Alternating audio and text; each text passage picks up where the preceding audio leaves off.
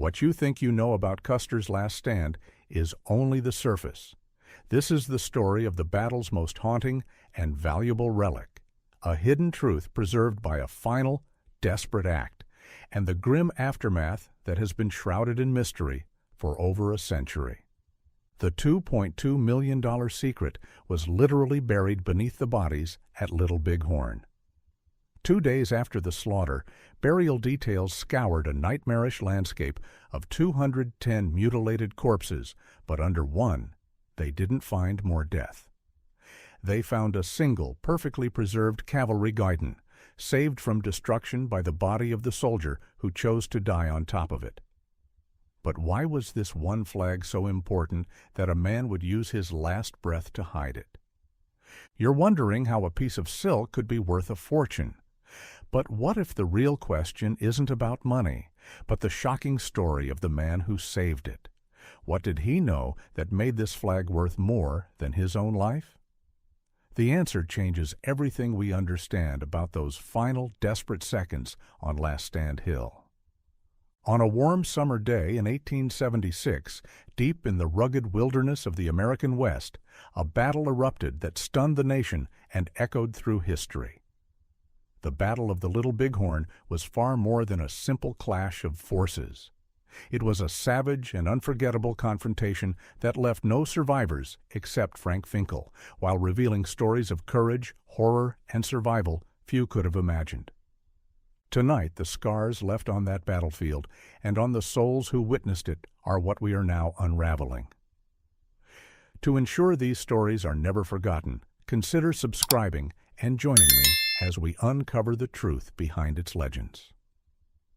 On June 25, 1876, the Battle of the Little Bighorn brought about the complete destruction of 5 companies of the U.S. 7th Cavalry under the command of George Armstrong Custer.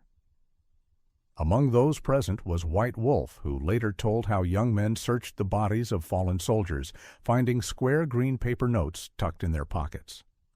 Unfamiliar with money, native children used these bills as saddle blankets for their toy mud ponies. Silver coins were also recovered, which the Cheyenne reshaped into silver buckles. Warriors Wooden Leg, Little Hawk, and Bobtail Horse, who were also there, remembered discovering bottles of whiskey among the dead troopers. 2 days after the fight, on June 27th, the cavalry crossed the pale, scarred ground of the battlefield, confronting a haunting sight of death and devastation that left a permanent mark on the heart of one witness. He admitted it was a scene he would never forget. Captain Tom Custer's body was discovered near the crest of a hill just north of the general. He lay face down, his face distorted beyond recognition. His body bore multiple arrow wounds, including in the back and the head, where an arrowhead had bent and embedded deeply. His skull was shattered, and nearly all of his hair had been scalped, save for a small patch at the nape of his neck. By contrast, General Custer's body was not disfigured. He was found lying on his back with his hands folded across his abdomen, a familiar posture to those who had marched beside him, as he often rested in that position. He carried 2 fatal wounds, one at the front of his left temple and another near his heart. Boston Custer, the youngest of the Custer brothers, was discovered about 200 yards from Custer Hill. His body had been stripped of clothing except for a pair of white cotton socks, their labels carefully removed. Scattered across the field, other bodies showed fragments of bloody undershirts, trousers, or socks. Yet in every instance, the name tags had been cut away. The gruesome sight of stripped and mutilated corpses, each bearing fatal wounds, presented a vision of unspeakable horror. With only a few tools available, half a dozen shovels and spades, a couple of axes, and 2 picks, the soldiers did what they could to bury their fallen comrades. Using knives and tin cups, they hurriedly covered the bodies with shallow layers of earth, leaving them in the wilderness, hundreds of miles from civilization and far from the embrace of family and friends. Trumpeter John Giuseppe Martini recalled finding a heap of dead soldiers in a deep ravine between Custer's position and the river. Among them lay a first sergeant, his body strewn with shredded pieces of about $500 in paper currency that had been entrusted to him by the men under his command. Martini also remembered that part of Adjutant Cook's sideburns had been scalped, with the skin still clinging to it. 7th Cavalry Scout George Harrington added that in the Sioux camp 4 severed soldiers' heads were found, though their bodies could not be located on the field or in the village. Lieutenant Charles Rowe of the 2nd Cavalry later reported that they discovered the head of a white man tied to a lariat in the Indian village, dragged through the settlement until it finally tore free from the body. Survivor Jacob Adams recalled that troopers were roped from their saddles and dragged into the heart of the village, where they were tied to trees and burned alive. These horrors were seen by their comrades from Benteen's division, who were helpless to intervene. John Ryan later noted that bones and scraps of blue uniforms were found at spots where men had been tied to stakes and trees. Of the 5 Guidons carried by Custer's command during their final stand, only 1 was immediately recovered after the battle. It had been hidden beneath the body of Corporal John Foley, who had attempted to escape on horseback. Pursued by warriors, Foley took his own life with a shot to the head before he could be overtaken.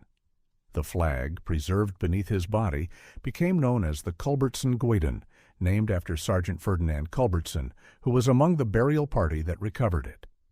In 2010, this Guidon was sold at a Sotheby's auction to a private collector for an astonishing $2.2 million. As the dust settled over the field at Little Bighorn, the echoes of that fateful day continued to resound through time, tales of bravery, horror, and tragedy woven into the memory of a clash that forever changed the history of the American frontier. And so the dust finally settled on the greasy grass of Little Bighorn. We are left with these contrasts: a general, oddly peaceful in death, surrounded by his mutilated command; a flag, a symbol of conquest, hidden beneath the body of a fallen man to save it from desecration; a relic of a horrific defeat that now commands a king's ransom.